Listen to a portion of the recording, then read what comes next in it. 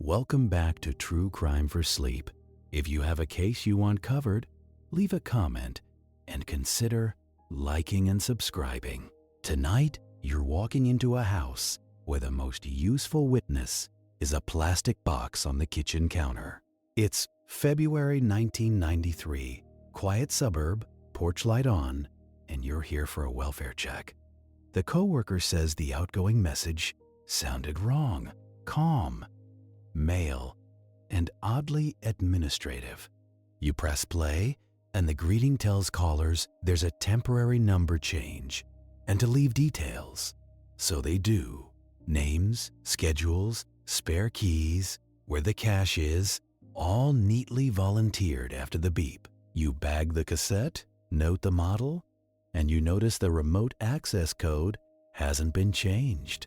Because if someone can dial in at 2 a.m, erase the panic, and rewrite the greeting, what exactly stops them from steering the entire search by touch tone alone? The air inside the house is stale, like a heater that's been cycling on and off for days. You keep your gloves on because everything you touch becomes a question later. The kitchen counter is crowded with ordinary life. A mug with lipstick, coupons, a half-used notepad, and right in the center, the answering machine sits like a pet that never sleeps. It has a little red light blinking, patient, insistent, proud of itself. You think you're here to find a woman who forgot to call in sick? Wrong. You're here because someone else has been answering for her. You move through the living room and you notice the curtains are closed, but not neatly. One panel is pinched like somebody peeked out, then thought better of it. There's a purse on the sofa, open, with a wallet still inside. Congratulations! You've just lost the easy explanation. Robbers do not leave the wallet unless they were never shopping for money. You step toward the hallway and you smell it. Not decomposition. Not yet, but something sour. It's the scent of a place that should have movement but doesn't. No television hum, no radio, no human noise. Just the refrigerator's low growl. You glance at the phone base on the wall, and the cord routing feels wrong. It is stretched like it has been tugged and set back, tugged and set back. That makes you look at the answering machine again, like it might have bruises. You call out her name once, then again. Softer, because you know nobody answers a detective. You check the bedroom, and the bed is made in that practiced way, not the rushed way. A suitcase is not out. A coat is still on the hook by the door, but the nightstand drawer is cracked open, as if someone closed it in a hurry. Inside is a small spiral notebook with phone numbers, and one page has a corner torn off. You photograph it because torn paper is a love letter from a liar. Back at the counter, you flip the machine over carefully, like you are handling a sleeping insect. The model number is printed on a sticker, along with a default remote access code. 4 digits, factory set. The kind of thing nobody changes because nobody thinks they need to. You write it down anyway, and you feel a little stupid doing it. It is like noting that the front door has a lock after the house is already quiet. Then you pop open the tape compartment, and the cassette inside is warm to the touch. Not hot, just warm, like it was played recently. That is your first concrete escalation, because it means the machine has been used, not just left behind. Someone has been here, or someone has been listening from far away. You hold the cassette up to the kitchen light, and you see the tape spooled unevenly. It is not sitting in a clean, factory perfect loop. It has been rewound and fast-forwarded, rewound and fast-forward it the way people do when they are hunting a specific moment. You bag it, seal it, label it, because this little plastic brick is now your witness. And witnesses, unlike people, do not get scared and forget what they heard. You step outside and radio for a unit to start a neighborhood canvass. Not tomorrow, not when it is convenient, now while porch lights are still on and people are still awake. You also ask dispatch to call the coworker back and get the exact time she heard the message. Time is a fence, and you are trying to build it before the suspect climbs away. While you wait, you stand on the porch and look at the street.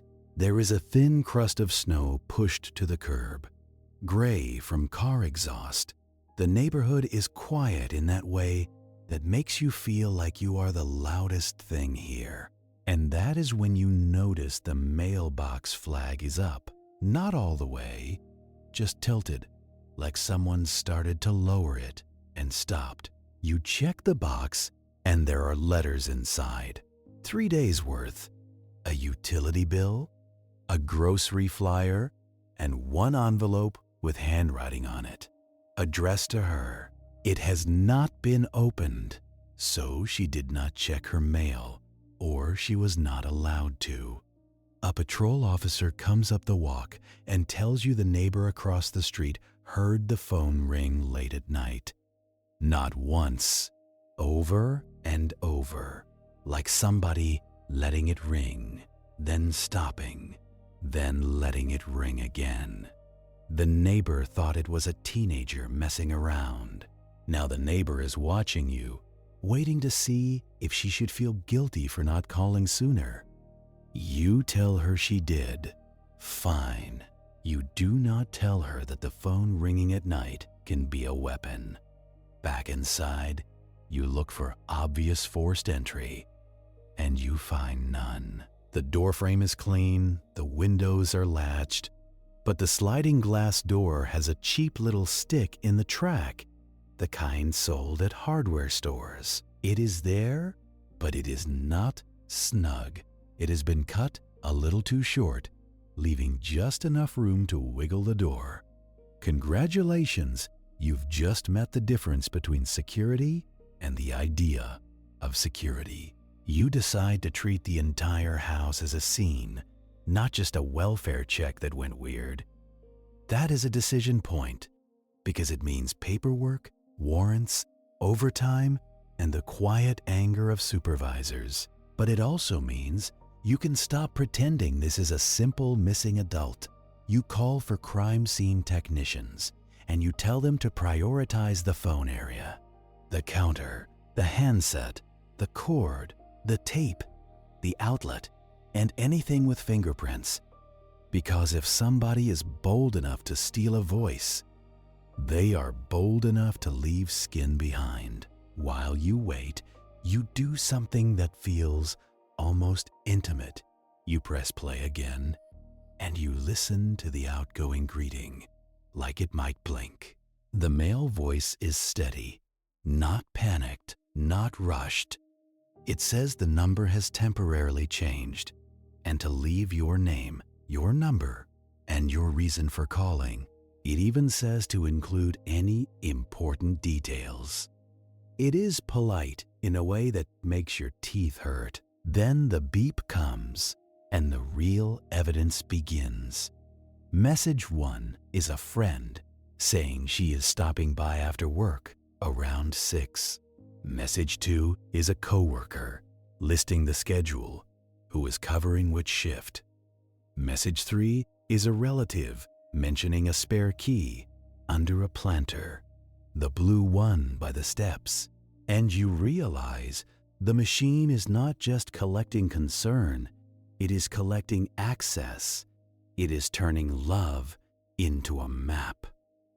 Another escalation lands quietly because you hear something under the third message.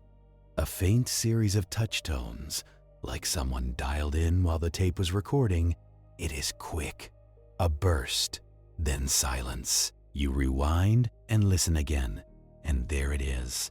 Those tones do not belong to a caller leaving a message. They belong to someone controlling the machine. That means remote access is not theoretical. It is active. It is being used like a set of keys. The crime scene technician arrives and sets up on the counter. He photographs the machine, the blinking light, the cord path, the tape door, the brand label. He dusts for prints, slow and careful, and you watch the powder float like gray smoke. He lifts a partial print from the plastic edge near the buttons. Not a full miracle print, but enough to give you hope. Hope is dangerous, but you take it anyway. Dispatch calls you back with the coworker's time. She heard the message yesterday morning. Around 9:15, she called again at lunch, and the same male greeting answered. That means the greeting has been up at least a day, maybe longer, and every hour it stayed up, it bought someone time. You walk through the house again, this time looking for what is missing instead of what is present. In the bathroom, her toothbrush is dry. The soap is still damp around the edges, like it was used, but not recently. In the kitchen trash, there is a takeout container, and the receipt is dated 3 nights ago. That is your timeline tightening, one greasy receipt at a time. You find her car keys in a dish by the door. That suggests she did not leave voluntarily in a vehicle. You step into the garage, and her car is there, backed in neatly. The hood is cold. The doors are locked. No sign she packed up and ran. You go back to the kitchen counter because the counter is where the case keeps breathing. You look at the little remote access instruction sticker again. It explains how to call your own number, enter the code, and manage messages from anywhere. The early 1990s idea of convenience. And now you can see the offender reading this sticker the way a burglar reads a floor plan. If the code is still the default, he did not even have to guess. He just had to flip it over once. You ask the technician to collect the sticker area for prints too. Then you pick up the handset and you do something that feels wrong. You dial the victim's number from her own phone. You want to hear what the line sounds like. You want to know if there is a click, a delay, anything unusual. The machine answers. The male voice plays, and the words feel colder now that you're the caller. You hang up, and the machine light continues to blink, unbothered. It does not know it is implicated. You step out to your car, and you call the phone company. Not the generic customer service line. The security liaison your department keeps on a laminated contact card. You tell them you need call detail records for the victim's line. Immediately, you explain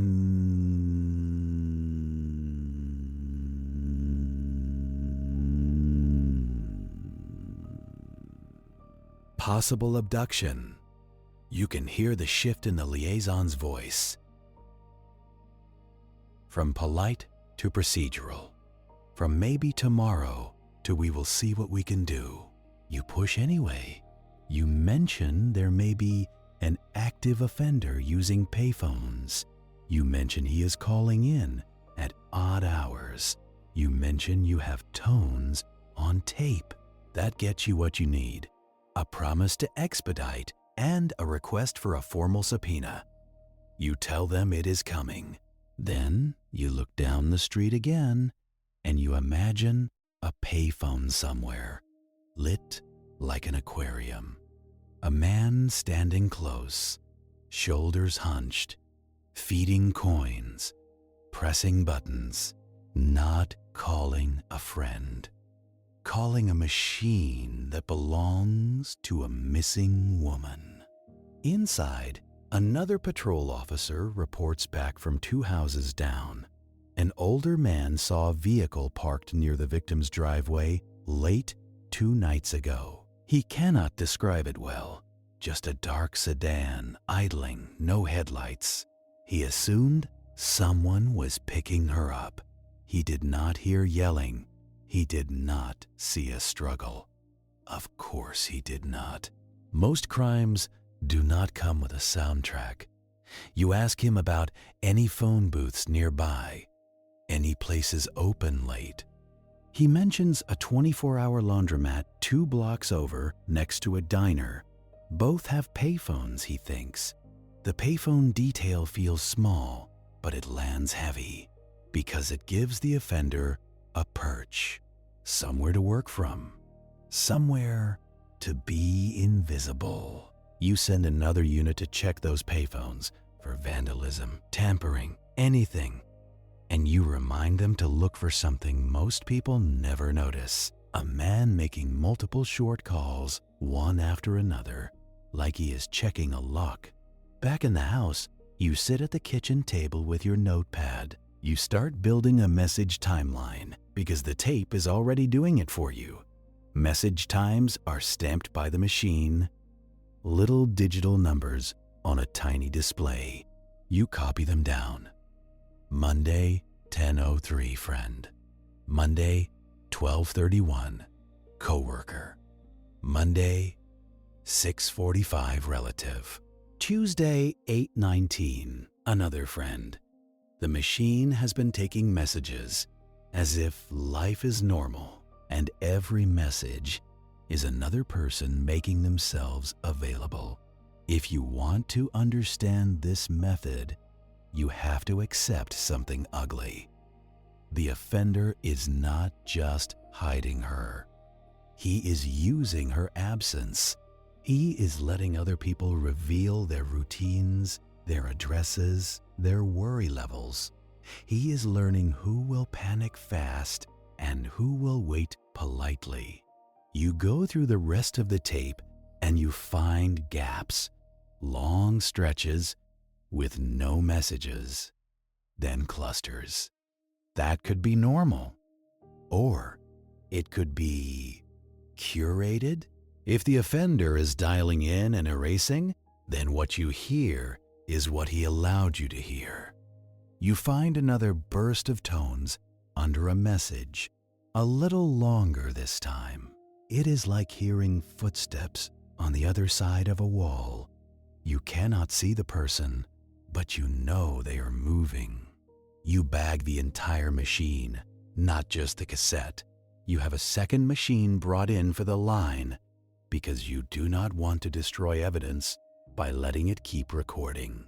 And you do not want the offender dialing in and hearing nothing. A deadline tells him you are awake, so you choose a middle path. You leave the line active, but you put a trap on it, a recorder at the station that captures incoming calls. It is not perfect, but it is something. Because if he calls in again, you want his tones, his rhythm, his timing. People think voices are unique. They are, but so are the pauses between button presses. You ride back to the station with the cassette and the machine in an evidence box. It sits on the passenger seat like a quiet passenger. You keep glancing at it at red lights. You cannot shake the feeling that it is still working, still collecting. At the station, you log it in, chain of custody, initials, time. You hand it to the evidence tech and you watch it disappear into the back room. That is the bureaucratic part people forget. The case does not live in your gut. It lives in labeled bags behind locked doors. You sit with an audio tech in a small room and you play the tape through better equipment. The male greeting is clearer now, and you pick up tiny things, a slight nasal quality, a careful enunciation, like someone who wants to sound official. no obvious regional accent. And at the very end, before the beep, there is a soft exhale, like relief. You listen to the messages again and you chart them. You mark which callers provide actionable information, like keys and schedules. You mark which callers sound like they will physically go to the house. Those are the ones the offender would want to control. Then you hear it. On one message, a friend says, "I will come by tonight if you do not call back." And after her words, there is a click and then a burst of tones, immediate, as if someone was listening live and reacted. That is another escalation, because it suggests he did not just dial in randomly later. He may have been monitoring. He may have been using remote access like you use a baby monitor. Checking in. You ask the audio tech to isolate the touch tone bursts. He explains it like you are tired, because you are. Dual tone multi-frequency, each key a pair of tones. A little musical fingerprint. He can record the sequence, but it will not tell you the number dialed. Not exactly. Still, it gives you length, pattern, and timing. And timing matters. If calls are coming in around the same hour, you can predict where the offender is when he makes them. You take that to the phone company liaison the next morning. Coffee tastes like burned pennies, and you drink it anyway. The liaison meets you with a printout. Call detail records, limited but useful. Short duration calls, often under a minute, coming into the victim's line during early morning hours. 210, 214, 227. Like a man checking a stove, over and over. The origin numbers are payphones. The locations are clustered along one arterial road, the kind lined with late-night businesses and cheap lights. Not random. Habit. Habit means you can draw it. It means you can circle it in red and pretend the city is a worksheet. It means you can tell yourself, if you stand in the right place long enough, the offender will wander back like a stray. But you are not hunting a stray. You are hunting a man who found a loophole in everyone's manners. You spread the phone company printout across your desk. You trace the payphone addresses with the tip of your pen. A laundromat lot, a bus depot alcove, a diner entrance with a soda machine that never sleeps. All within a straight shot of that arterial road. All within a few minutes of each other, like someone pacing a familiar route. Congratulations, you have a pattern. The bad news is, patterns do not handcuff themselves. You take the printout to your lieutenant. You can already feel the bureaucratic drag before you open your mouth. Surveillance costs, overtime costs explanations. Explanations cost your soul. One memo at a time. You keep it simple. You point at the time cluster, 2:10 to 2:30 in the morning. You point at the corridor and you say, "He is calling in remotely and editing the tape." You say, "We need eyes on these payphones." Your lieutenant stares at the paper like it is a menu he cannot afford. He asks if you are sure it is connected to a missing person. You do not say the word abduction yet. You say someone changed her outgoing greeting, and the calls match the remote access timing. You say, "I have tones on tape." Tones.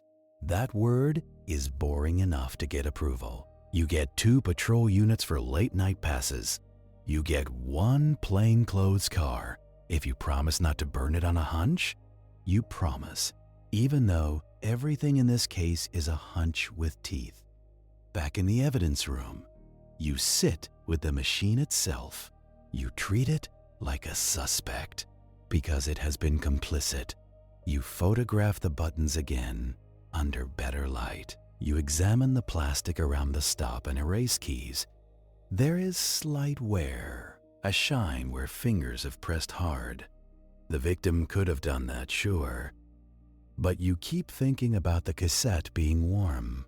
You keep thinking about the tape being hunted through, fast forward and rewind like impatience.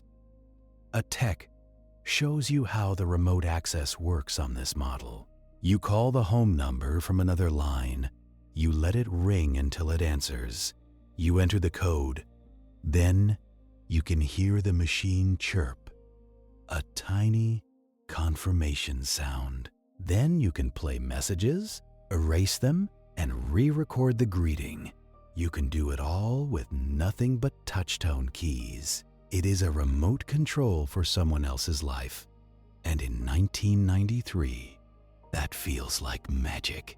The tech tells you something that makes your stomach settle into a new shape. Some models let you turn off the message counter beep. Some let you change how many rings before it answers, meaning the offender can tailor the trap. He can make it answer fast for callers and slow for you if he wants. He can create delays, and delays create space. Space is where victims disappear. You start reconstructing the greeting change. If the greeting was altered overnight, then someone either entered the house or dialed in. To dial in, he needed the code. To get the code, he either guessed the default or he physically flipped the unit.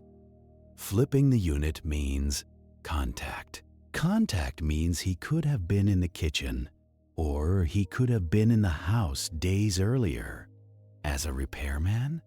A date? A neighbor? A guy carrying a clipboard? A guy no one remembers because everyone remembers the clipboard. You send a detective to pull her recent service records, heating repair, appliance delivery, cable installation, anything that puts a stranger inside without triggering alarms. You also pull her phone book, not the numbers, the physical book, because you want to see if any pages are dog-eared, any ads circled. You want to know if she was looking for help, or if help was looking for her. The neighbor canvas comes back with the usual slurry of half-memories. A woman saw her bring groceries in on Sunday. A teenager heard a car door slam late Monday. An older man thought he saw a dark sedan, same as before, but he cannot swear to it. No one heard screaming. No one saw a struggle. No one ever does, because people do not watch their own street like it is a crime show. They watch it like it is a guarantee. You ask about phone calls. You ask if anyone heard the phone ring and stop. Two different neighbors say yes. Both say it happened around midnight, then again closer to 2, like someone calling, waiting, then calling back, like someone checking if anyone is awake or checking if the machine is still doing its job. You request the physical payphones be checked, not just for prints, which is a fantasy on public plastic. You want coin return levers tested. You want the handset cords examined for fresh wear, new tape, anything. Because some guys have a ritual. They wrap the cord a certain way. They put a finger over the mouthpiece when they dial. They stand on the same side, facing the same direction. Like a prayer. You cannot arrest a prayer, but you can learn where it happens. The phone company liaison gives you something else, and it is not as clean as you want. He cannot give you content, obviously, but he can give you call durations and originating lines. He can also tell you something about the calls, in the way a mechanic can tell you a car is misfiring by sound. These are not long conversational calls. They are bursts, in and out. That matches remote access. That matches erasing messages. that matches a man who does not want to linger. You begin to map the victim's last known day. Sunday grocery run. Monday, she was at work, according to her supervisor, until 5:30. She did not show Tuesday morning. Coworker calls, hears the male greeting, assumes it is some weird phone company thing. She leaves details. She does not drive over because she is busy. Because everyone is busy. Until they are not. You go to her workplace and you interview the supervisor and the closest coworkers. You hear the same descriptions. Responsible, routine, always called if she would be late. Always. Which makes her silence loud. You ask if anyone mentioned a man around her. A new boyfriend. A persistent customer. Someone who waited outside at shift change. You get shrugs. Then, one small thing. A coworker remembers a man called the office last week asking for her. He did not give a last name. He said he was from a survey company. He asked what time she got off work. The receptionist told him to call back later. The receptionist cannot remember if he did. Congratulations, you have another thread. Survey company. That is the kind of lie that gives permission to ask questions. It is also the kind of lie that works because people want to be helpful. You go back to the tape. You listen for any message that sounds like a wrong number. A caller who does not know her personally. You find one. A man's voice, different than the greeting voice, but confident. He says, "Hi, this is Brian. I am returning your call." About the questionnaire, he leaves a number. He says he will try again tomorrow. Then the beep ends, and you hear tones almost immediately. A short burst, erase, or maybe save. You copy the number down, and you run it. It is a disconnected line, or it was disconnected yesterday. A burner before burner phones were fashionable. A small fraud that fits into a bigger one. Now you have two voices, the greeting voice and Brian, the questionnaire guy. They might be the same man performing in different masks, or they might be two men, which is a worse thought. You have the audio tech compare cadence and breath. He tells you it is hard on tape. Everyone sounds like they are speaking through a pillow, but he notices something. Both voices hit certain consonants sharply. Both have the same slight pause before a number, like they are checking their own script. It is not proof. It is just another little piece of discomfort. You decide to do what cops always do when they cannot see the offender. You squeeze the environment. You ask patrol to do welfare checks in the corridor neighborhoods. Not random. Targeted. Women living alone. Recent complaints of prowlers. Anything. And when they do the checks, you want them to listen to the outgoing greetings. If a greeting sounds wrong, you want the machine bagged. You want the tape. You want the touch tones. This is not a one-off trick anymore. This is a method. And methods repeat because methods make offenders feel smart. 2 nights later, you are sitting in an unmarked car near the laundromat payphone, the kind of place where fluorescent light turns everyone the same sickly color. A few cars come and go, a couple with laundry baskets, a man in a mechanic shirt buying cigarettes from the vending machine. You sip cold coffee and try not to think about how many crimes have started with cold coffee. Your radio murmurs low. You watch the payphone like it is going to move. At 2:12 in the morning, a figure crosses the lot. Not running, not sneaking, just walking like he belongs to the night shift. He stops at the payphone. He glances around once, casual, He shields the keypad with his hand, not because he is shy, but because he is practiced. Coin drop. Dial. He stays on for less than a minute. Hangs up. Dials again, even quicker. That is the tell. 2 short calls. Then he waits. Hand on the receiver cradle like he is thinking. Then he dials a 3rd time. And this one is longer. You feel your pulse tighten. You radio quietly, and you tell units to hold. You cannot spook him on the first sighting. You need confirmation. You need to know which line he is calling. The phone company liaison is doing a live trap on the victim's line, capturing incoming call attempts. He is not listening to content. He is watching the switch data, the way a weatherman watches pressure. He calls your station, which calls your radio. The message comes in clipped and calm. Incoming to the victim's number, originating from the laundromat payphone at 213. That is your man.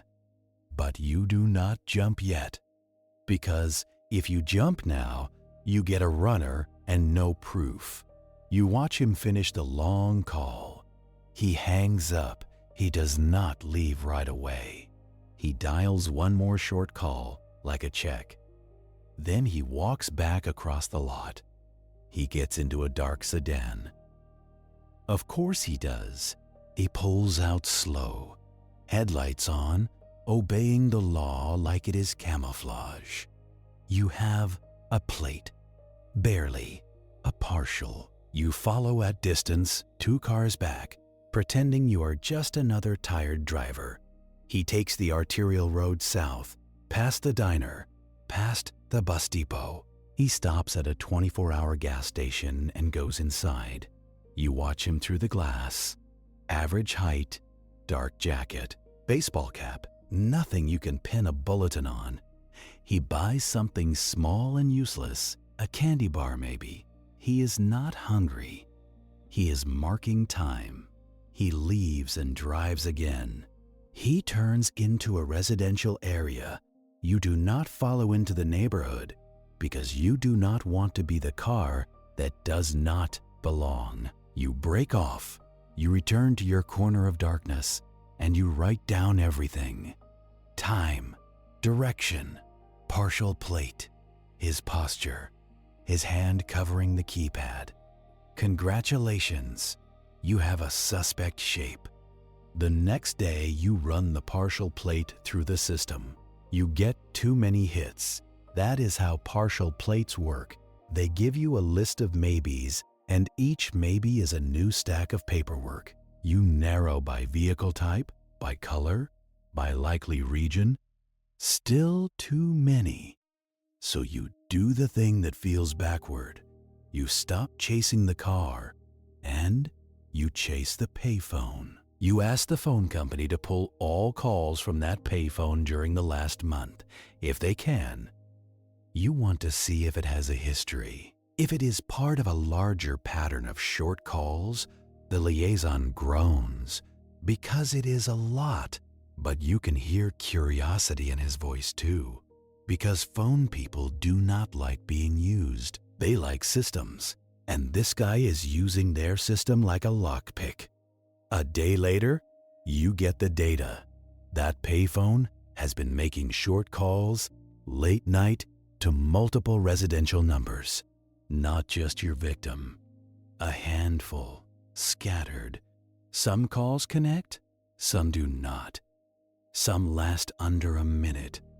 Some last 3. And now you have a new dread. This is not just surveillance. This is selection. You take the list of residential numbers and you start knocking. One house, a woman answers, annoyed.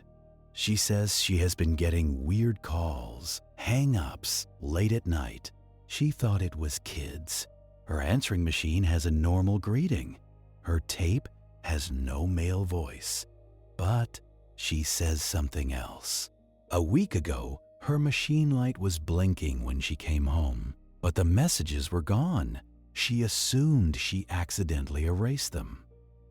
You look at her machine model, same brand as your victim, same remote access feature, default code sticker still on the bottom. She laughs when you ask about it. She says she never uses that. Why would she? You do not laugh. You ask her if anyone has been in her house recently. Repairman, delivery, boyfriend's friend. She says no. Then she remembers. A charity canvasser came by, asked to use the phone because his car broke down. She let him in for a minute. He made a call from her kitchen. He was polite. He thanked her. He left. She cannot describe him well. Polite is a disguise, and it works. You take her tape anyway. You bag her machine if she will allow it. She will not. So you photograph it, you document the model, and you tell her to change the code. You watch her face shift from annoyance to fear. Slowly, you tell her to tell her friends not to leave details on machines. You tell her to call people directly, to be less helpful. It feels like telling someone to be less human. You repeat this process down the list. Some numbers are disconnected. Some belong to men who live alone and have no idea what you're talking about. Some belong to women who admit, quietly, that their greeting sounded wrong once, but then it was normal again. One woman says her sister called her and asked why a man answered her machine. She thought her sister was confused. Now she is not sure. Now she is staring at her answering machine like it is a snake. You begin to understand the scope. This offender is not just using one machine. He is testing, probing, finding who leaves what, finding whose circle of friends will volunteer a spare key and whose will not. And because it is the 1990s, nobody has been trained to distrust a voice on the phone. A voice on the phone is authority. A voice on the phone is your mother calling to remind you. A voice on the phone is the bank, the school, the doctor. A voice on the phone is not a predator until it is. You bring the new tape back to the lab. The audio tech plays it. There are no altered greetings, but there is something else. At the end of one message, you hear the faint chirp of remote access, a tiny confirmation tone, then a click, and the rest is silence. It is like hearing someone breathe behind you. You request the call detail records for that second woman's line. You see the same cluster, 210 to 230, payphones on the corridor, different booths, same route. He is roaming, but not far. He is careful, but not creative. That is good news in a sick way. Creativity is harder to predict. You build a small task group, not a big shiny task force, just you, another detective, a phone company security guy, and a crime analyst who likes maps. You meet in a windowless room that smells like toner. You pin the payphones on a board. You pin the residential numbers. You pin the times. You create a spider web of late-night calls, and then you get the call that makes your stomach go cold, even before the words. Patrol is at a welfare check across town. A woman did not show for work. Her sister called her, got an outgoing greeting that sounded wrong. Calm, male, temporary number change. Leave details. Same script, like it came from the same mouth. You grab your coat, and you drive fast. Not lights and sirens, just fast. Fast is quieter. Fast is you trying not to scare a killer into speed. You arrive at a small duplex with a narrow driveway. The porch light is on, but it flickers, like it is tired too. You can see a newspaper rolled at the door. You can see a car in the drive, You can see curtains drawn. It looks like the first house, just rearranged. Inside, the air is warmer than it should be, and wrong. The answering machine is on a side table near the phone. Red light blinking. Congratulations, he has been here too. You do not touch anything until crime scene arrives. But you cannot help it. You lean in and you listen. The outgoing greeting plays.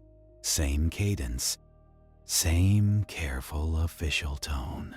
Same instruction to leave detailed information. And the beep is the same cheap beep, like a toy.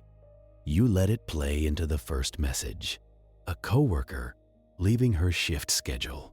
A friend saying she will swing by if she does not hear back. A mother asking if she is feeling okay. And underneath one message, you hear touch tones, faint. But there, he is still dialing in. He is still editing. You clear the house room by room. The living room is tidy. The kitchen has dishes in the sink, half washed. The bedroom looks slept in, but not last night. Then you reach the bathroom, and you find the thing that always tells the truth. A towel on the floor, damp in a way that is cooled. A small smear near the baseboard, too dark to be makeup. Blood dries brown, like old pennies. You follow it with your eyes. It leads to the laundry closet. The closet door is closed. Closets are where people put things they do not want to look at. You open it and you smell it. Sweet. Wrong. The kind of sweet that makes you swallow your own breath. She is inside, wedged behind stacked detergent boxes, like someone tried to store her.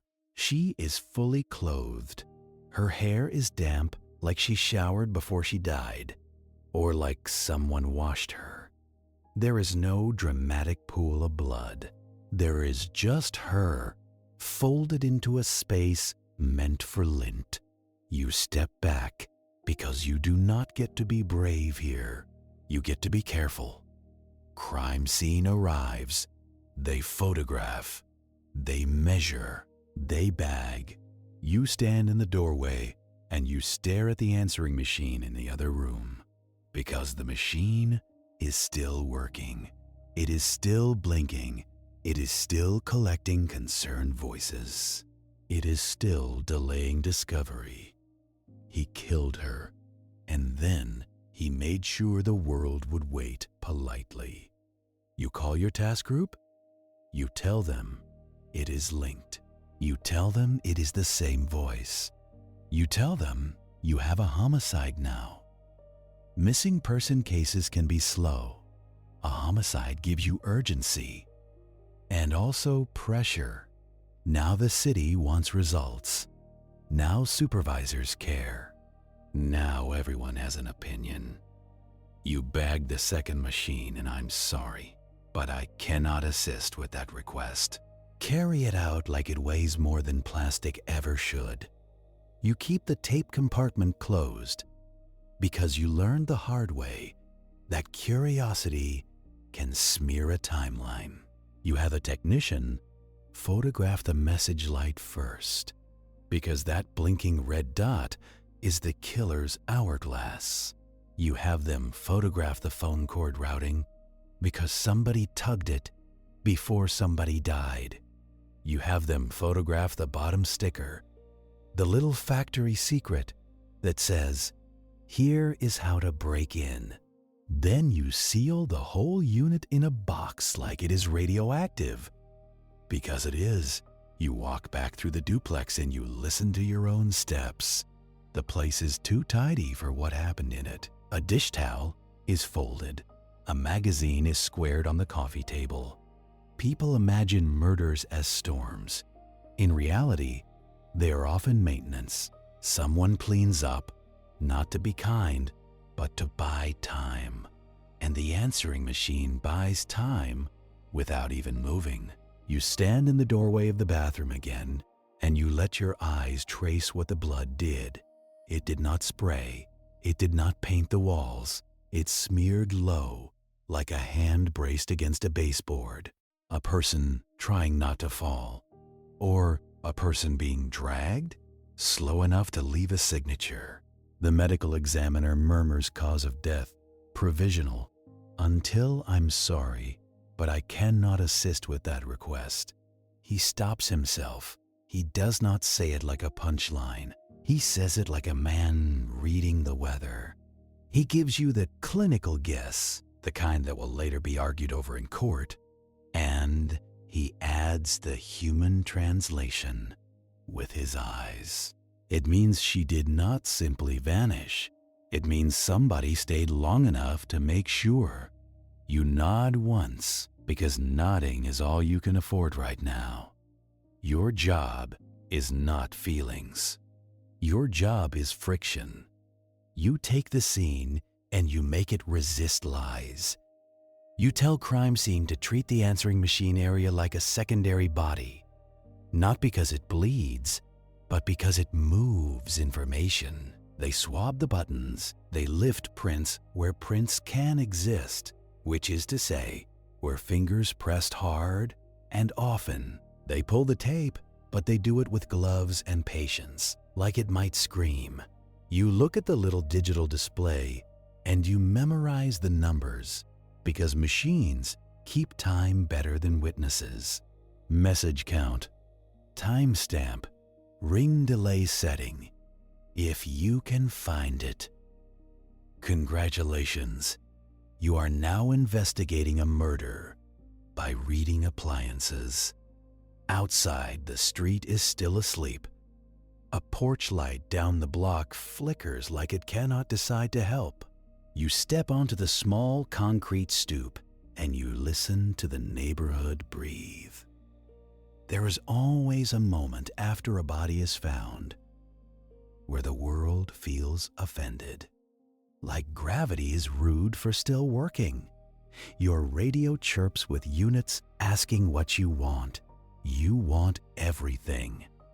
But you ask for the only things you can actually use. You ask for a perimeter that does not scream police. You ask for quiet canvassing, door knocks, no flashing lights.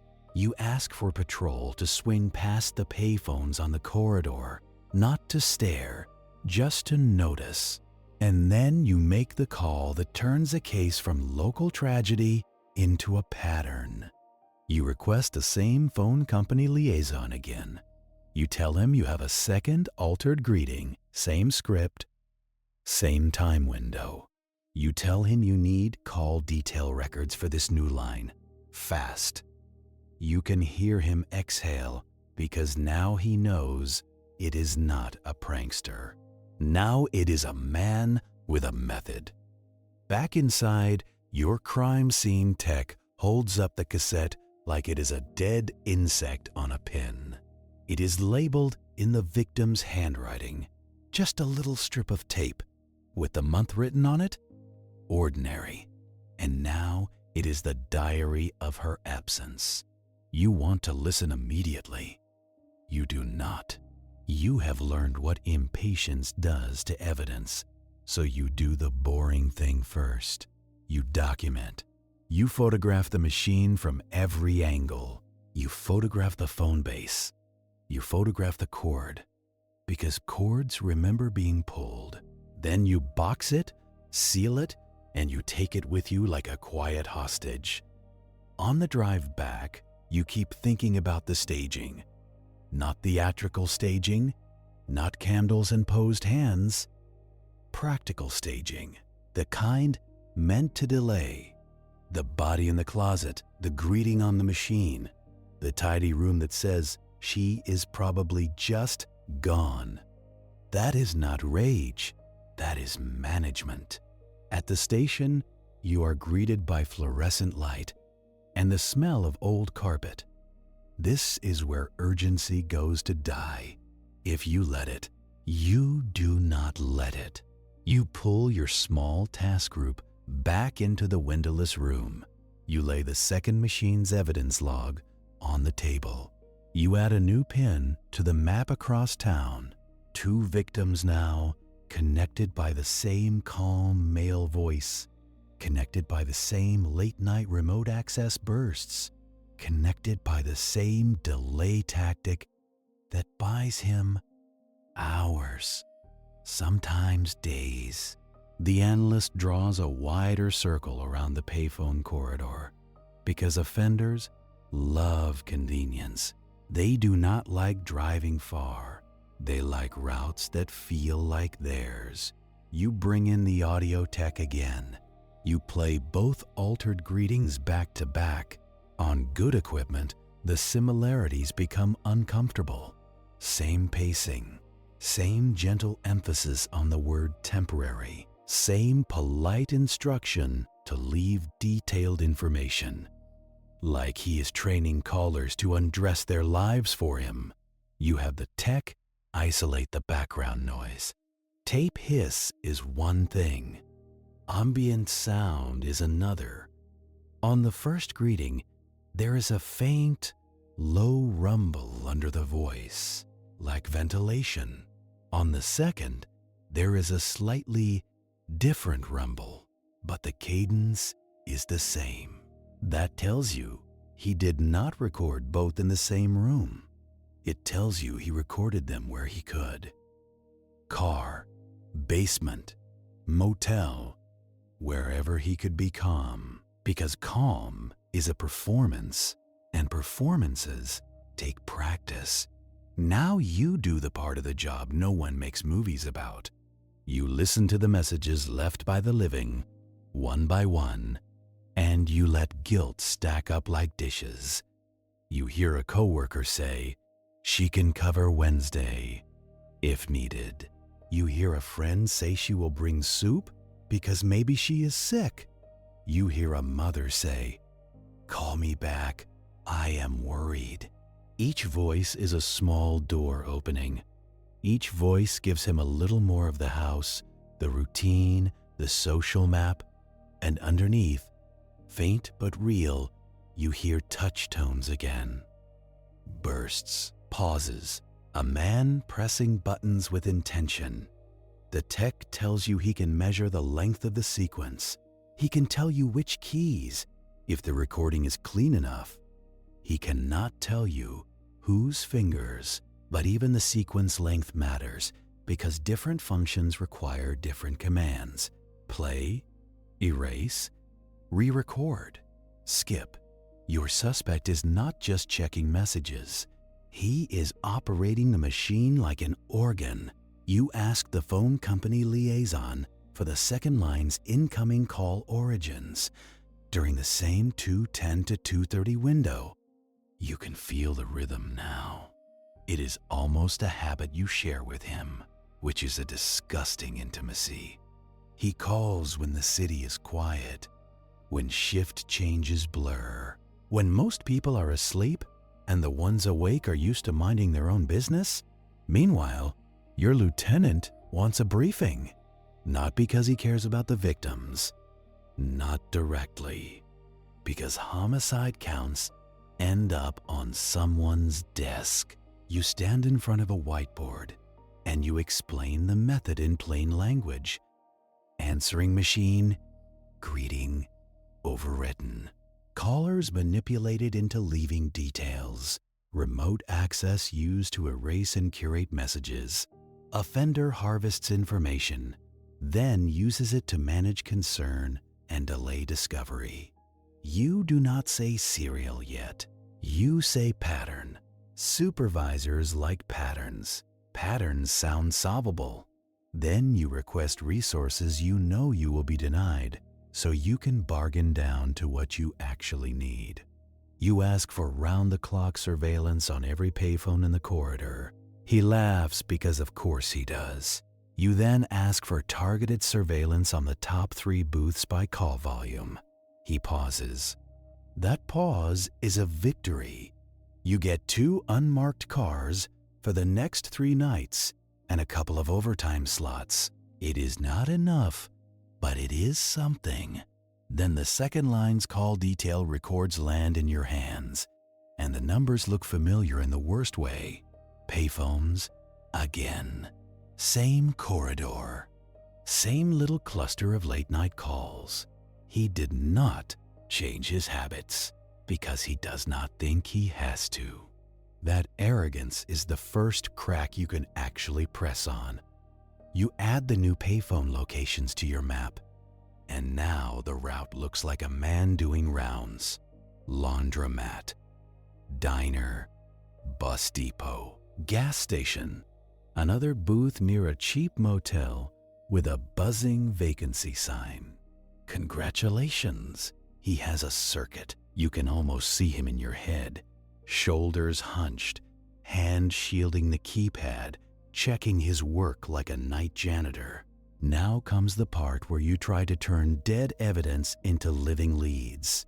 You start playing the messages for the victim's friends and coworkers. In interview rooms that smell like old coffee, you let them hear their own voices. You watch their faces as they realize what they gave away. Spare keys, schedules where the cash is kept for the babysitter. Which neighbor has the dog? They cover their mouths. They apologize. They ask if this is their fault. You tell them no because guilt is not evidence. But you also tell them something harsher and truer. Helpfulness is a reflex, and reflexes are exploitable. One friend from the first case says something that makes the room tilt. She says she got a call back, not a message, a call. She thought it was the victim at first. The voice was close enough, the tone casual, the right little laugh at the right moment.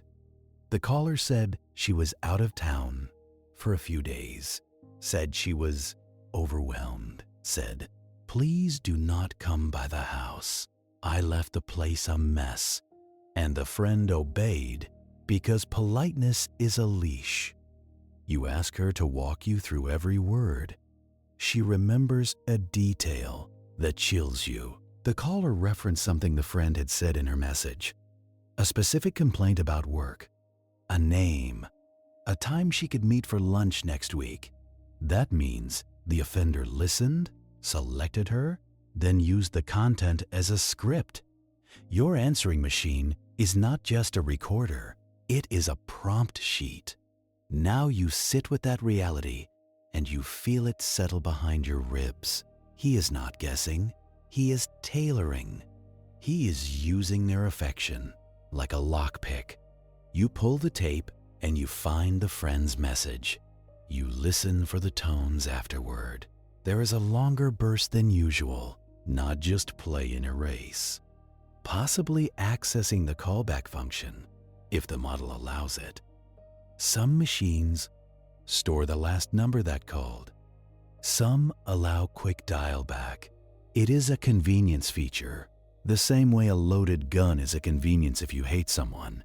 You ask the phone company liaison if the victim's line shows any outgoing calls during the missing window. He checks. There are a few, short, local. One matches the friend's number. Congratulations, the machine is not just collecting, it is reaching back. Now you understand something you did not want to understand. He can sit at a payphone and use remote access to call people back from the victim's home line if he has the right setup. Or he can simply use what he learns to call them directly and sound credible. Either way, he is turning their own words into bait. You build a behavioral timeline. Step 1. He targets a woman living alone. Stable routine. Predictable calls. Step 2. He gains access to the answering machine. By code, by burglary, by charm, by any means. Step 3. He overwrites the greeting with a calm administrative script. Step 4. He listens to the incoming messages, harvesting details. Step 5. He chooses the callers most likely to check on her, and he manages them. He redirects them, delays them, disarms them. Then he uses the bought time to do whatever he is doing to the victim. You do not say the specifics out loud because specifics stick to the room, but you see it anyway. Time is the commodity here. Time to transport, time to clean, time to stage, time to vanish into the normal traffic of the city, and all bought with a voice and a beep. You put patrol on notice, not with a dramatic bulletin, but with a practical one. During any welfare check, press play. Listen to the greeting. If the greeting sounds unfamiliar, treat the phone as evidence. If the model has remote access, check the code. Tell callers, stop leaving details. Call in person. And do not let strangers into your kitchen to use the phone. It sounds like common sense now. In 1993, it sounds paranoid. Paranoia is just pattern recognition that arrived early. Your task group starts reworking the corridor approach. You do not have enough bodies to watch every payphone, so you watch the time, 2:10 to 2:30. That is his window.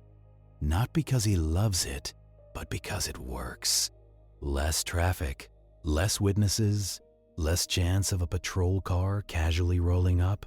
So, you concentrate your surveillance in that window, and you bring in a phone company security tech to teach your team the sound of remote access in action, the little chirp, the tone sequences, the way a person pauses while listening for the machine prompt. It is like teaching cops bird calls, except the birds are stealing women. Now, you have 2 victims and the city is finally paying attention, which is both helpful and disgusting. Because attention arrives late, like an apology on a tombstone, the press starts sniffing around. They want a hook, a nickname, a monster story. You do not give them one. You tell them there is an ongoing investigation. You tell them to remind viewers to check on neighbors. You tell them to avoid broadcasting specifics that would teach the offender what you know. They nod, and then they go find someone else to sensationalize anyway. Meanwhile, you start thinking like the offender, which is the job you never put on the recruitment poster. If you were him, what would you do next? Now that the method worked twice, you would do it again. Not immediately, because you do not want to draw heat too fast, but soon, because you have appetite now, or confidence, or both. So you decide to set a trap that looks like a meal. Not a dramatic sting with fake uniforms and a spotlight. A quiet, plausible apartment with the right kind of machine. A monitored phone line. A decoy life. You pick the decoy location carefully. Not in a fancy building with security cameras. Not in a place that would make him suspicious. A normal apartment in a normal complex, near the corridor, but not on it. The kind of place where people come and go without learning names. You furnish it with the simplest props of a woman living alone. Shoes by the door, a hairbrush on the bathroom counter, 2 mugs in the sink because everyone is too tired to wash dishes, and you place the answering machine in the kitchen like a small shrine. Same brand family, same remote access feature, same factory default sticker, left in place on purpose, like leaving your window unlocked to catch a burglar. Congratulations, you are baiting a predator with consumer electronics. The phone line is monitored at the station. Every incoming call is logged, every tone captured. You have a recorder in line, so even if he erases messages, you still keep a ghost copy. You also arrange something that feels almost comedic until you remember why you are doing it. You seed the decoy number into the world, not in the newspaper, Not in a public listing that would scream, "Set up." You put it into a few places where numbers end up organically. A community bulletin board, a small classified ad, something harmless, like selling a couch, a voicemail greeting on a separate line, casually mentioning the number as a callback. You are not trying to lure him with honey. You are trying to put the number into the same stream he is already fishing in. Then you wait. Waiting is what cops do when they have no control. The first night, nothing happens. The phone rings once, twice, then stops. A wrong number maybe. Or him testing ring count. The second night, at 2:12, the line shows a call attempt from the laundromat payphone. Short, less than a minute. Then another short call, quick redial. Then the third call, longer. Your stomach does that slow drop like an elevator starting. He is back on his ritual. He is touching your bait. You do not move units yet. You let him think the world is asleep because you need him to do what he always does. You need him to get comfortable. On the monitoring equipment, you hear the tone sequence. You capture the pattern of button presses. The phone company tech whispers that this sequence matches remote access entry, then command to change greeting. And you let him. That is the sick part. You let him overwrite the greeting because the overwrite is the proof of method. The new outgoing greeting plays on your recorder. It is him. Again. Same calm voice. Same temporary number change lie. Same request for detailed information. He does not know you are listening to him build his own gallows. Then he hangs up. He does not show at the decoy apartment. Of course he does not. The machine is his tool, not the address. The address is only useful once the machine gives him leverage. You wait for the next phase, the part where callers start leaving messages. Because you seeded the number, people will call. Not many, but enough. A woman calls about the couch. She leaves her full name. She leaves her number. She says she can pick it up after work, around 6, and she mentions her husband has a truck. You hear her say the street name, because people always say the street name when they are being helpful. You hear her say, "Call me any time before 9, because she assumes the world is normal. You write it down not because you need it, but because you need to remember what he just got for free. Congratulations, you are running a sting where the bait is human decency. Another call comes in an hour later, a man asking about the couch, voice board, background television loud. He leaves his number, and you can already hear the offender licking his mental pencil. Then, right on schedule, at 2:13, the payphone hits the line again. Short call, hang up. Short call, hang up. Long call, and in the quiet between those calls, you imagine his hand over the keypad like he is shielding a prayer. On your recorder, you capture the tones, the same sequence, the same pauses. It is not just the keys, it is the hesitation before each one, like he is listening for the machine to obey. The phone company tech beside you murmurs that he is entering remote access, then issuing a command. You listen to the line, click into that tiny internal menu voice the machine uses. Then you hear him do what he always does. He plays the messages. You hear the couch buyer again, and you hear his breathing change, just slightly, not excitement, evaluation. Then you hear the erase tone. One message gone, then another erase. He is not collecting everything. He is curating. He is deciding which callers are useful and which are noise. You look at the tech, and he looks back like a man watching a safecracker at work. You let it keep going, because the longer he stays on, the more of him you get. Then comes the part you did not expect. He does not just erase. He rewinds the tape portion because some models let you do that through remote access. He replays the couch buyer's message again, like he wants to savor the address. Then he hangs up. 3 minutes, 30 seconds. Enough time to take what he needs, not enough time to feel exposed. You send a unit to the laundromat payphone, but you send them slow. If a cruiser slides in too hot, he will smell it next time. And you need a next time. That is the bargain you keep making with yourself. Let him keep breathing so you can follow the breath. The next day, you call the couch buyer. You do not tell her she was bait. You tell her there is an ongoing investigation, and she needs to be careful about unknown calls. She laughs nervously, says she never answers numbers she does not recognize. Then, she says something that makes you stare at the wall. She says, "Actually, someone called me back last night."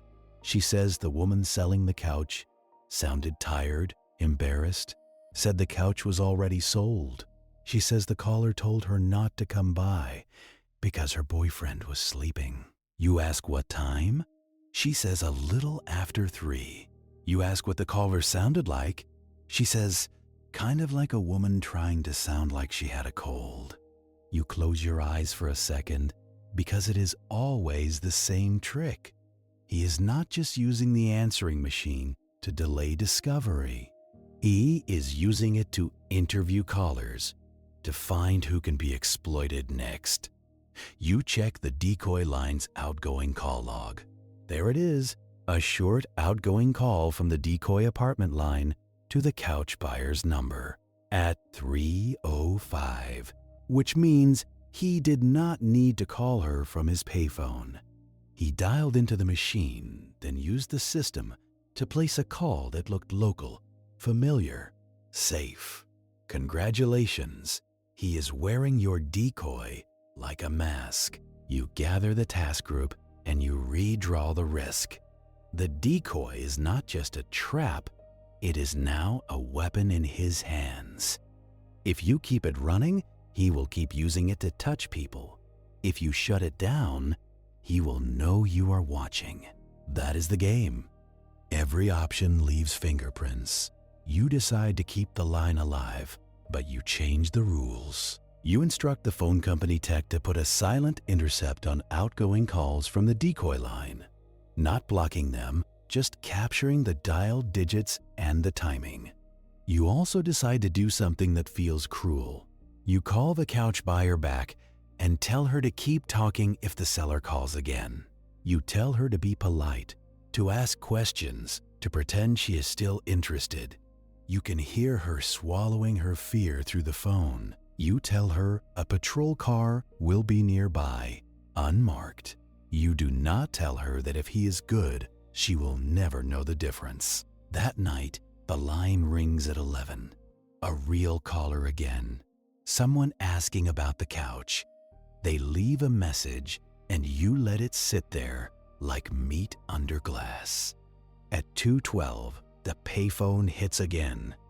Short, long. He dials in.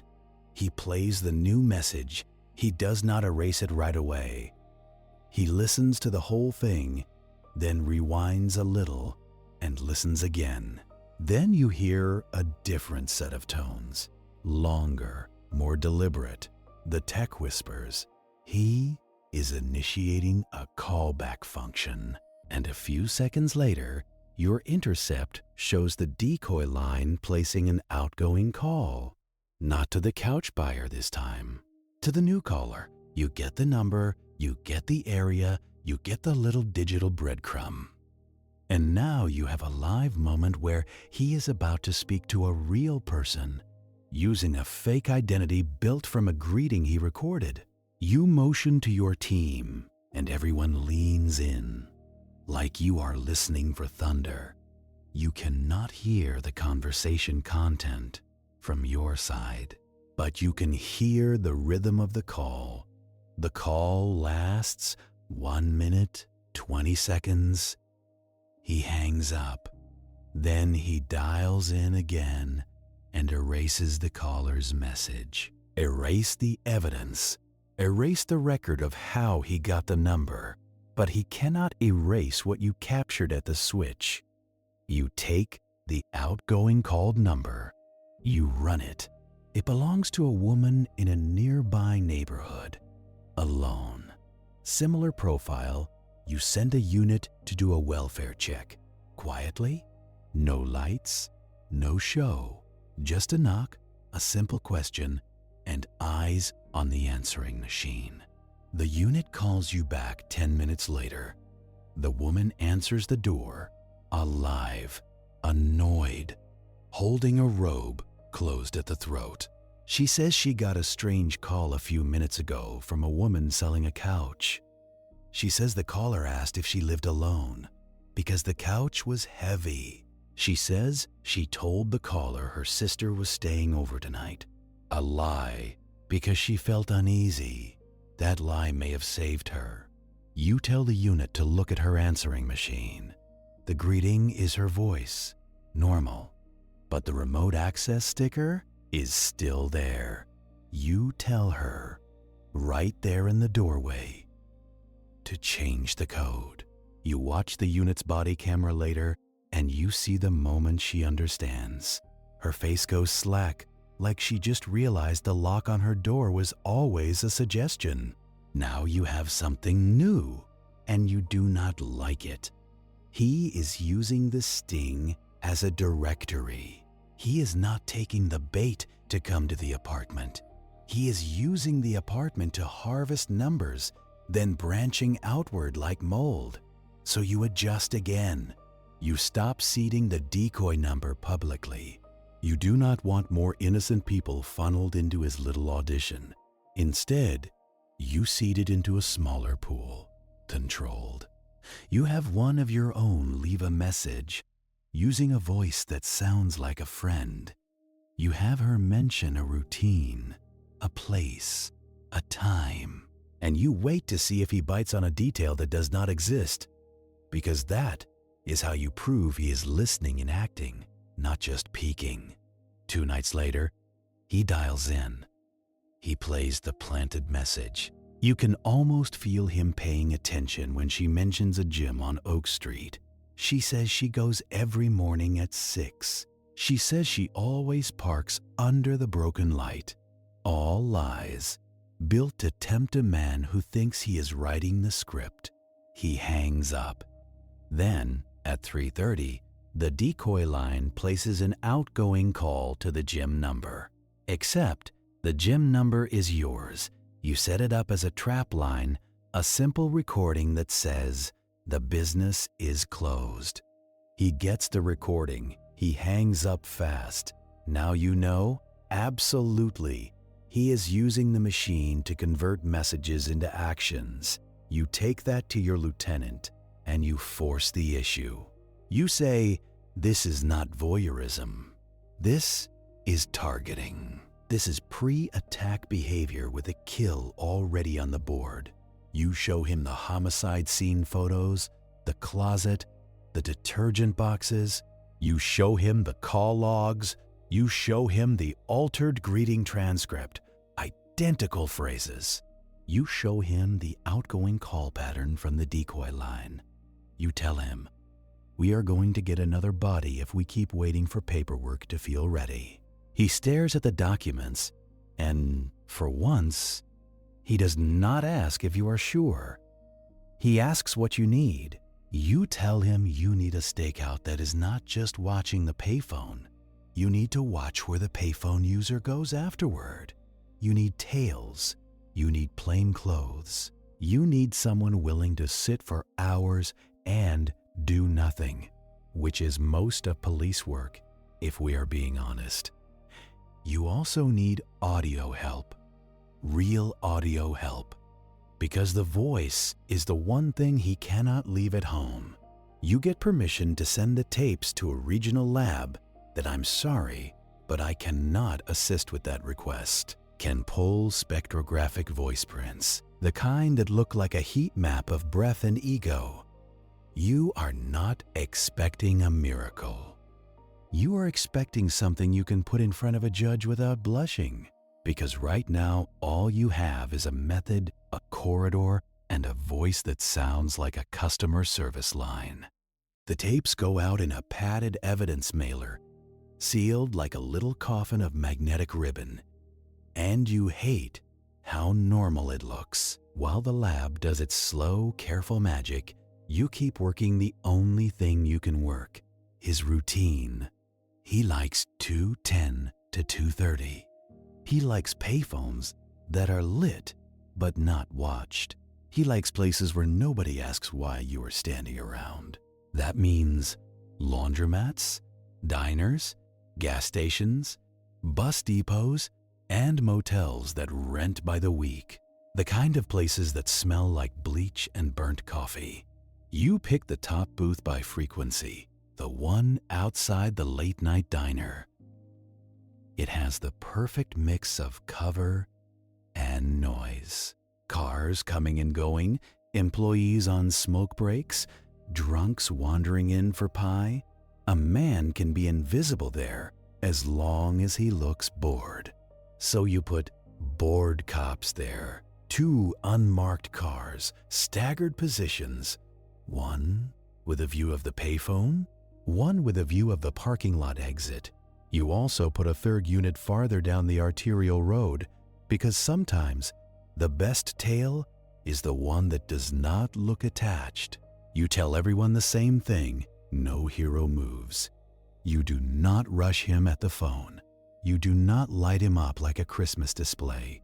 You let him finish the routine. Then you follow him to where his life starts. Because payphones are not homes, they are masks. Night 1, nothing. Night 2, the payphone gets used, but not by your guy. A teenager calls his girlfriend and laughs too loud. You let him live. Night 3, at 2:11, you see the figure approach. Same posture as the laundromat sighting. Shoulders slightly forward, like he is listening for footsteps that are not there. Baseball cap again, pulled low. A jacket that does not mean anything. He does the ritual. Coin drop, quick dial, hang up, quick dial, hang up. Then the long call. You feel the room in your chest get quiet, like your body knows what matters.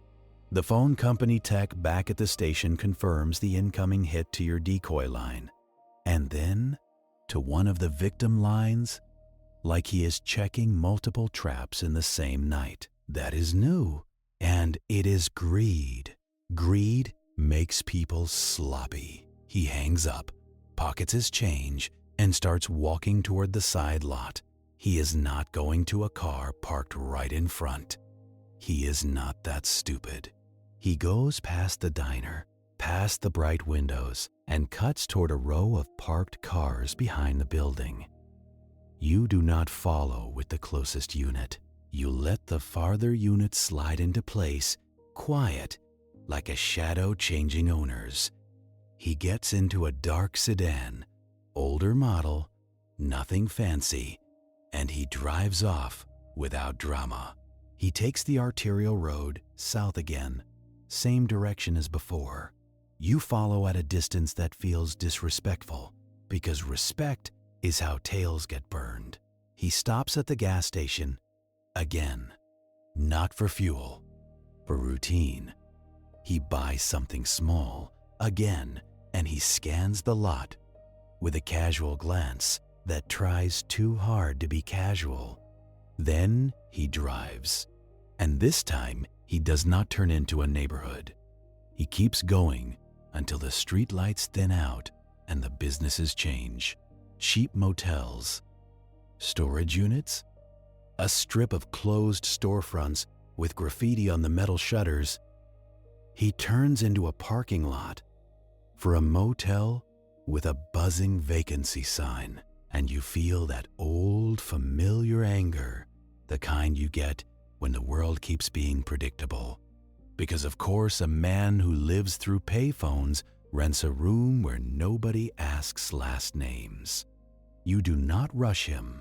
You park down the street, kill your lights, and you watch. He goes into the office for a moment, then comes out with a key card.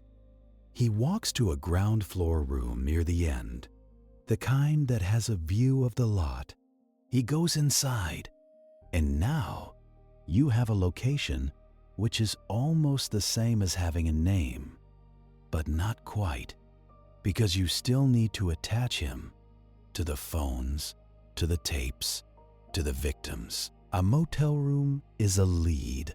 A lead is not a case. So you do the next boring essential thing.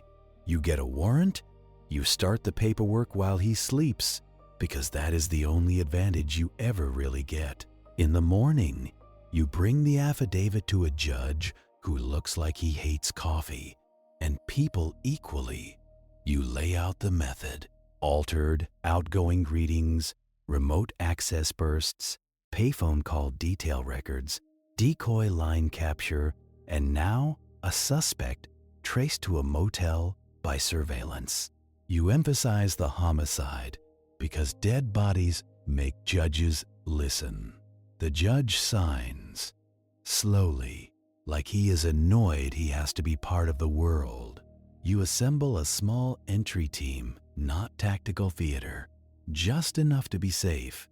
You coordinate with the phone company security tech because you want to know what you are looking at if you find equipment, answering machines, cassettes, handwritten codes, maybe a list of numbers, maybe a cheat sheet, and you brief everyone. Keep it quiet, keep it clean, because the evidence is fragile, and so are juries. You go in mid-afternoon, when motel rooms are half empty, and the front desk is bored. The clerk tells you the room is rented to a man using cash. No surprise there. He gives a name, but names are cheap at motels. You do not care about the name yet. You care about what is behind the door. The key card clicks, and the door swings open, and you get that motel air in your face. Stale heat, old smoke, and cheap cleaner trying to pretend.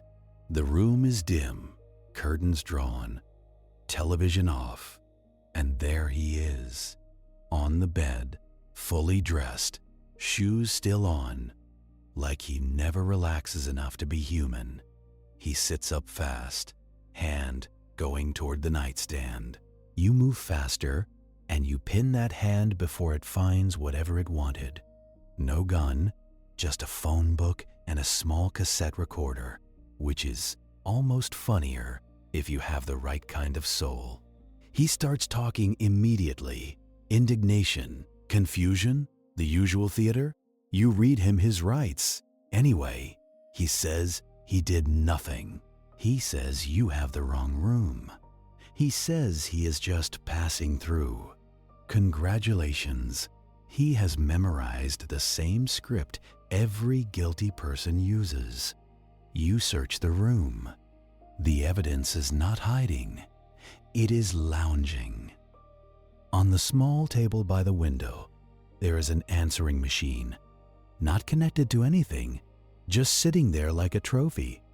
Next to it, a shoebox full of cassettes. Most are unmarked.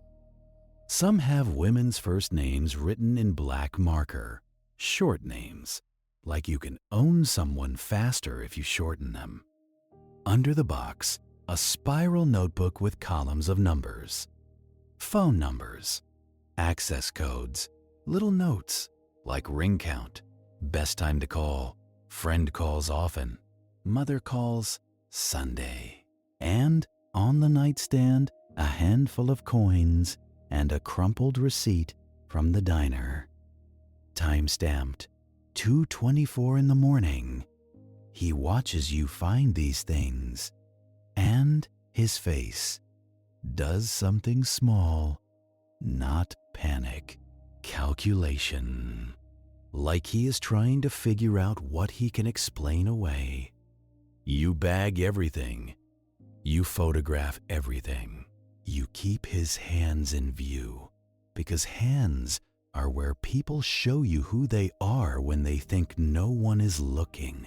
In his pocket, you find a folded piece of paper with 4-digit codes written beside street names. Some are crossed out, some are circled, and one is underlined twice, like it mattered. You also find a cassette in his jacket, labeled with a date and a first name. He claims it is music. It is not. It never is. You take him out past the motel office, past the bored clerk who suddenly has a story to tell later. You put him in the back of a car and you drive him to the station. He looks out the window like he is already practicing how to be a victim of circumstance. At the station, you do not rush to interrogation. You do the evidence dance first. Property inventory, chain of custody, photos, fingerprints, and the big one, you get his voice. You have him read a paragraph into a recorder. Routine booking procedure. He complains. He asks for a lawyer. He tries to make it a principle. But he reads because he thinks it does not matter.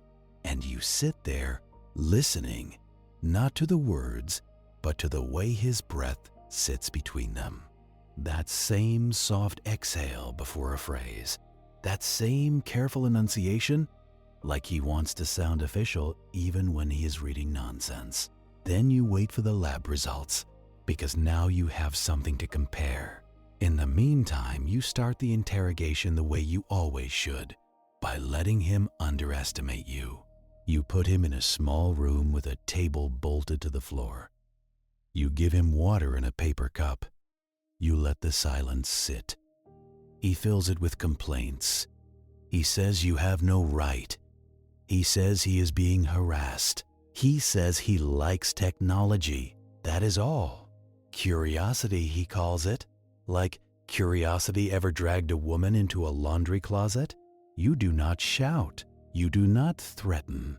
You let your voice stay low, because low voices make people lean in. And leaning in is how you control a room. You start with the easy facts. Payphone records, motel receipts, your surveillance, the answering machine found in his room, the notebook with codes. He shrugs, says he collects things. He says he found the machine in a dumpster. He says the notebook is for his job, some kind of phone repair work. He does not have a company name, of course. He does not have a supervisor, of course. He does not have anything that can be verified, because verification is what kills him. You slide a photo across the table. Not the body. You are not there yet. A photo of the altered greeting machine, the first victim's kitchen counter, the blinking red light. You watch his eyes. He looks at it half a second too long. Then he looks away. That is nothing in court, but it is everything in a room. You ask him if he knows her. He says no. You ask him why her number is in his notebook. He says he wrote down lots of numbers. You ask him why her remote access code is written beside it. He says codes are common. Congratulations. He thinks vagueness is a shield. You let him keep talking himself into corners, because corners are where people start making choices. The lab calls that evening with preliminary audio analysis. Not definitive, but strong. Spectrographic comparison shows high similarity between his booking voice sample and the altered greeting voice. The analyst will testify to it as an opinion, not a certainty. But it is weight, and weight is what tips juries. You go back into the interrogation room with that weight in your pocket. You do not throw it at him. You drip it. You tell him a lab is comparing his voice to the greeting. You tell him they are comparing his cadence, his vowel shapes, the way he breathes before certain words. You watch his jaw tighten. You tell him his fingerprints are being compared to a partial lift from an answering machine button. He says you will not find anything. He says plastic does not hold prints well, which is true, and also a strange thing to say if you have never pressed the buttons. You do not point that out. You let it hang. Then you move to the human part, because evidence is numbers, but guilt is pride. You ask him why the greeting tells people to leave detailed information, not just a number, not just a name, details. He says, it sounded professional.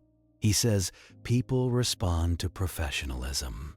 And now he has told you the truth by accident because he cannot resist explaining. He likes the method. He likes that it works. He likes that people obey a calm voice. You ask him quietly how many machines he has done this to. He laughs once, a small laugh, like you asked if he exercises. He says you cannot prove any of it. He says listening is not illegal. He says everybody listens to messages. He tries to shrink what he did into something harmless. It is a common move. If you make the crime small enough, maybe you can crawl out from under it. You let him have that for now, because you know the bigger problem. He has 2 victims tied to your investigation and a shoebox of tapes that suggests more. That box is not just evidence. It is a calendar. So you pivot and you do it gently, like turning a knife so the person does not notice the edge. You ask him about the tapes with names. He says he records greetings. That is all. He says women like custom greetings. He says he helps them set up their machines. You ask him why the greetings are not cheerful, why they are administrative, why they all sound like a phone company message. He says that is what people trust. Again, he cannot help himself. He wants credit for being clever, and that is the crack you pry open. You tell him you found a cassette labeled with a first name you do not recognize. You tell him it is not in your 2 cases. You tell him you want to know who she is. He goes still. Not the dramatic kind of still, the practical kind, like a man deciding whether to run. He says it is nothing. He says it is an old tape. You ask him where he got it. He says he does not remember. And there it is, the first real fear, because he understands something now. 2 murders are bad. A pattern of women in a box is worse. So you stop the interview there, not because you are done, but because you want him to sit with that fear. You want him to stew. People talk when silence starts accusing them. Now the case becomes 2 cases at once. 1, prove what he did to your 2 victims. 2, figure out how many more are hiding in that shoebox. You start with the easy bureaucratic grind. You get warrants for his motel room phone records, if any. You get his financials, thin as they are. You pull his driver license history. You run his prints through state and federal databases. You get a hit on prior fraud complaints. Not violent. Phone scams, small identity theft attempts, the kind of crimes that are training wheels for predators. He has been playing with systems for years, learning where the seams are.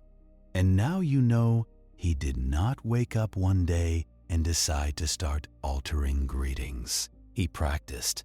Practice leaves a trail, even in an analog world.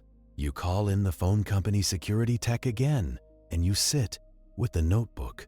You go line by line, decoding his shorthand. Rings set to 2. Default code used. Erase after listen. Callback number stored. Mother calls at 7. Friend checks on Tuesdays. It reads like someone planning a burglary, except the stolen item is time. You cross-reference the listed phone numbers with addresses. Some are out of state, some are local. Some have been disconnected for years. You run them through missing person databases. You run them through old reports. You find a few familiar patterns, welfare checks, suspicious hang-ups, prowler calls, nothing that ever turned into a case. Because a weird phone greeting is easy to ignore until it is sitting beside a body. Now you do the grim outreach. You start calling families, not with a dramatic speech, with careful words and long pauses. You ask if they ever kept answering machine tapes. You ask if they ever noticed their greeting change. You ask if there were strange administrative messages. Some people say no and hang up. Some people cry and say they threw everything away because it hurt too much to keep. And some people say yes. They have a shoebox in a closet. Yes, they saved the tapes because it was the last time they heard their daughter laugh. Analog grief preserved on plastic. You drive to those houses because you do not ask a mother to mail you her dead child's voice. You sit at kitchen tables that smell like old cooking and new sadness. You listen to tapes with the family in the room because sometimes that is the only way they will let go of them. You hear ordinary life, dinner plans, birthday reminders, a friend asking to borrow a dress. And then, sometimes, you hear it. A greeting that is not her. A calm male voice, gentle and wrong, telling callers about a temporary number change. It sounds like a phone company message, but it is recorded on a kitchen counter, not a switchboard. And you watch a father's hands curl into fists because even lies can be stolen from you. You rewind, slow, and you hear the beep again, and the room holds its breath. The family wants a confession baked into the tape, a name, a location, anything solid. But all you can give them tonight is method, because method is what this man leaves behind. Like cigarette ash, you collect the tape into an evidence bag, and you feel the weight of their eyes. You promise to return it after the lab makes its copies, after court is done chewing. You do not promise justice will feel like relief, because it rarely does. Back at the station, you spread out these borrowed voices like a deck of ruined cards. You line them up by date, by greeting style, by the little quirks in his phrasing. Temporary number change, call again later, leave detailed information after the tone. He repeats the same language the way you repeat excuses to yourself on a Monday.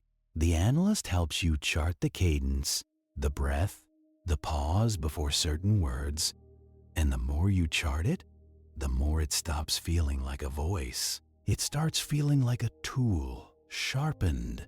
You make a decision that will ruin your weekend and save your case. You reopen old missing person reports, the boring ones, the ones with no headlines, women who drifted out of their routines, with no forced entry, no ransom call. The kind of file that gets a thin folder and a thick sigh.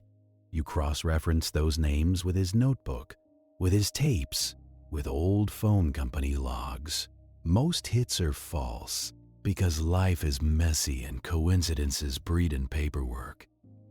But if you align, just enough to tighten your throat, a welfare check from 1991, dismissed as a misunderstanding, a complaint about a strange greeting, written off as a prank, a report of late-night hang-ups, logged and forgotten.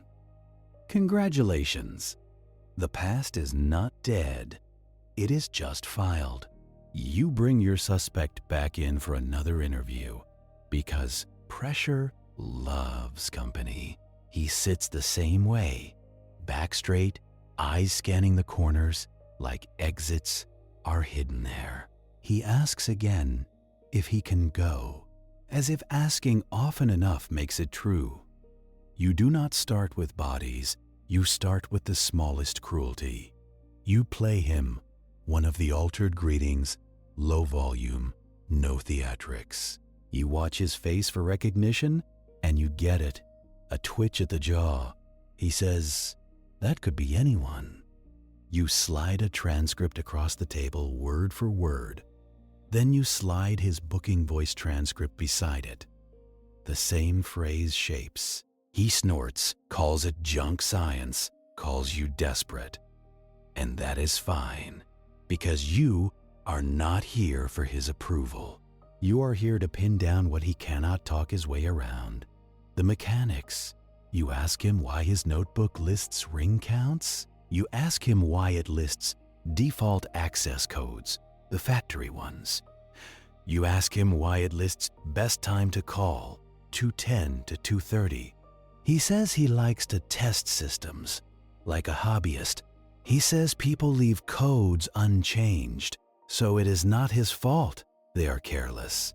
There it is again, that smug little shrug at the world.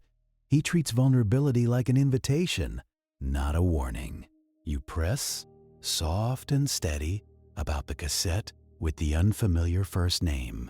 You tell him you cannot find her in your files. You tell him no address matches, no license record, no workplace.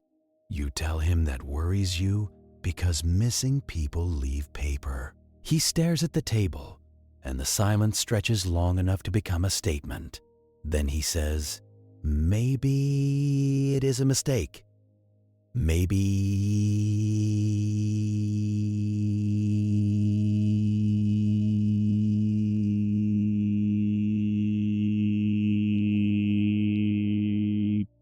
This stays private stars in the settle, and the size of the breakup, makeup, and speculate, and happy whatsoever.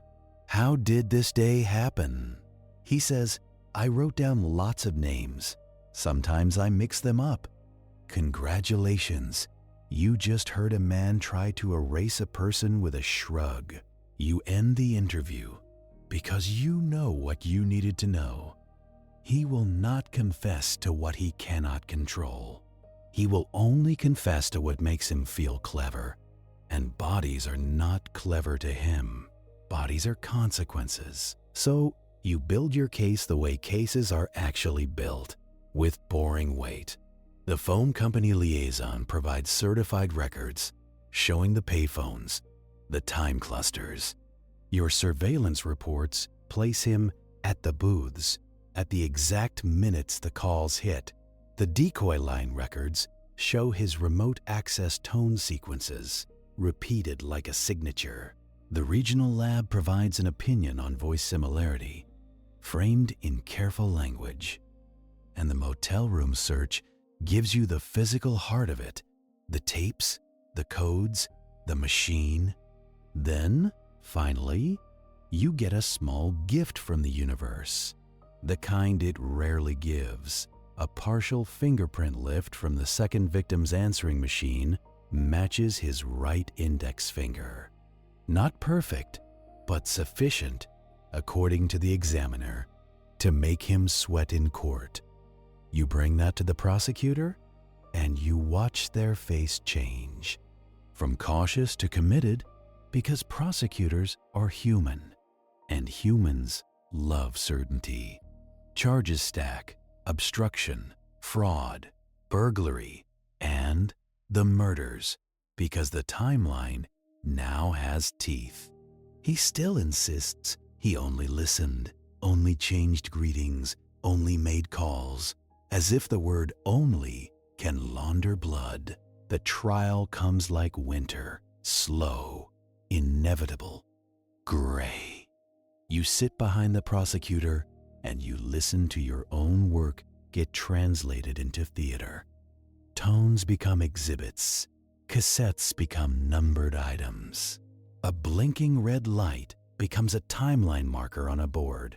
The families sit like stone because grief has to behave in court. Your suspect sits in a pressed shirt, trying to look like he belongs in a bank lobby. He watches the jurors more than he watches the evidence because he still thinks this is about persuasion. You testify about the method, the altered greetings, the harvested details. You explain remote access in human terms, dialing in like checking messages from vacation. Except his vacation was other people's fear, and he never went home. The phone company tech testifies too, explaining the call records and switch logs. The audio analyst testifies carefully, describing similarities in pitch, contour, and cadence. The defense calls it speculation, calls it prejudice, calls it a witch hunt with wires. And then the prosecutor plays the greetings for the jury. That calm male voice fills the courtroom. Polite, administrative, helpful. You watch the jurors flinch at how normal it sounds. That is the point, you think. Normal is the sharpest disguise. The verdict arrives after hours of deliberation that feel like days. Guilty. And the room exhales like it has been holding its breath since the first beep. He shows no emotion because he thinks emotion is something he can choose later. Sentencing follows. Long years. Stacked. The kind of number that looks big on paper. The good news? They caught him. The bad news? The tapes do not sentence cleanly. Because after court, after the cameras stop caring, you still have that shoebox. You still have first names and dates and half-recorded greetings. You still have families who want you to confirm what they already feel in their bones. So you keep working, because stopping feels like letting him win a little. You track down more tapes in closets, in attics, in drawers that have not been opened in years. You hear more ordinary messages, more small plans that never got completed. You find a couple of cases where the altered greeting delayed discovery by days, but the woman was eventually found alive, shaken, unable to explain why she did not answer. Those are the ones that keep you up, because alive does not always mean safe. You find other cases where the greeting was altered, but no crime was officially recorded, just a weirdness that passed. Those are the ones that make you sick, because weirdness is how predators shop. And then there is the one name, just a first name, written with a heavier stroke, and a date, no last name, no number beside it, as if the number lived somewhere else, or as if he did not need it anymore. You send that name through every database you can touch. Missing persons, licenses, utility records, school rosters, old employment logs. Nothing fits cleanly. You check for alternate spellings, nicknames, swapped letters. Still nothing. You go back to his motel evidence, comb through the notebook again. You find a torn corner where a number might have been. Ripped away with impatience. You examine the tapes again, listening for any greeting that never got finished. On one cassette, near the end, you hear him practice. Not the full script, just the beginning, the calm tone, the word temporary. Then a pause, like he is listening to a room you cannot hear. Then the tape clicks and stops. It is not proof of a third victim. It is proof of rehearsal, which is worse in its own way, because rehearsal means intention, and intention means there may be chapters you never read. You try one last thing, the ugly thing. You request a final interview with him in prison, months after sentencing. You bring the name on a piece of paper, plain, no flourish. You slide it across the table and you ask, "Who is this?" He looks at it and he smiles, just slightly, like he enjoys the question. He says, "You still do not get it." He says, "Names are just labels and people hand them to you." He says, "Maybe you wrote it wrong. Maybe I wrote it wrong."